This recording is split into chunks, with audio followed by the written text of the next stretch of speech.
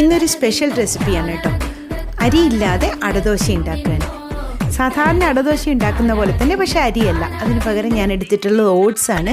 1 glass ഓട്സിലേക്ക് 1 glass പരിപ്പുകളാണ് ഞാൻ ചേർക്കുന്നത്. അതിൽ 1/3 ഉഴുന്നുപരിപ്പ് എടുത്തിട്ടുണ്ട്. ബാക്കി ചെറുപരിപ്പും തോരപ്പരിപ്പും മസൂർ ദാലുമാണ് എടുത്തിട്ടുള്ളത്. അങ്ങനെ എല്ലാം കൂടി 1 ഗ്ലാസ്.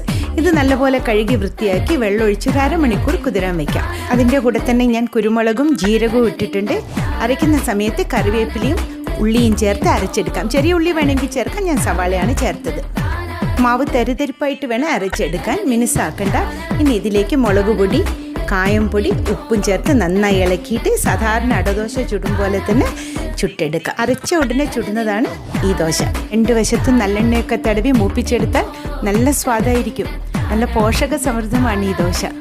ഇഞ്ചിയും പച്ചമുളകും തേങ്ങയും കൂട്ടി അരച്ച ചമ്മന്തി ഇതിന് നല്ലൊരു കോമ്പിനേഷനാണ്.